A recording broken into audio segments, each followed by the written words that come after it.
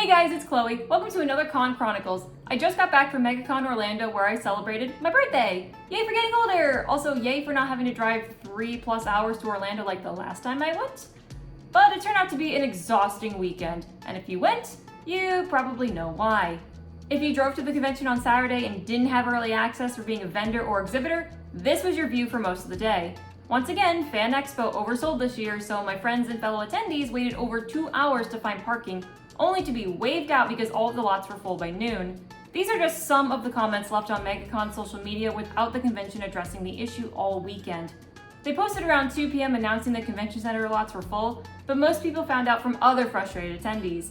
You'll find in the comments section that photo ops were also disorganized with no staffing to handle it all, but since I was busy competing in Masters of Cosplay, I personally did not witness this. I was pretty fortunate compared to most people. Chris dropped me off at a crosswalk and I walked about half a mile to the venue. It sucked because I was cosplaying Sailor V and wearing high heels, but at least I made it to pre-judging on time for the costume contest, which a lot of competitors did not.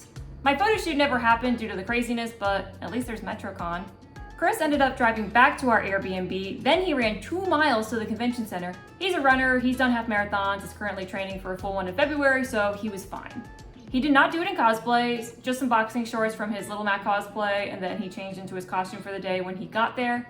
He didn't make it onto the con floor until 2 p.m. though, when the day was half over, but some people didn't make it to the con at all, so he too was somewhat lucky. So whose fault was it? This was debated throughout the weekend.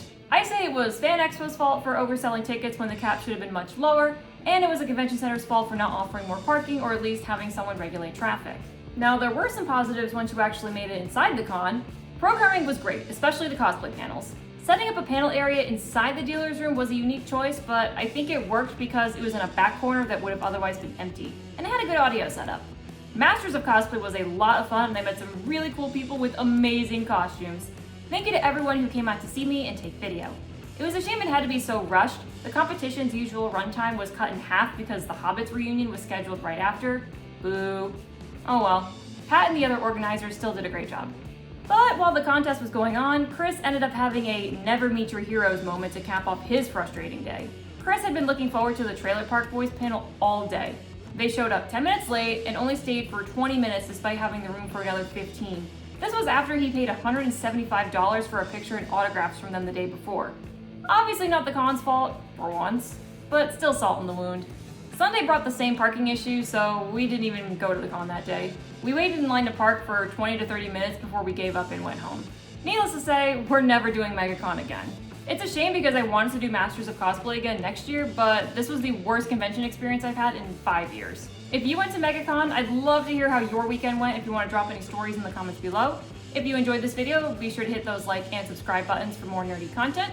You can also follow me on my other social media linked in the description, and I will see you guys in the next video. Later!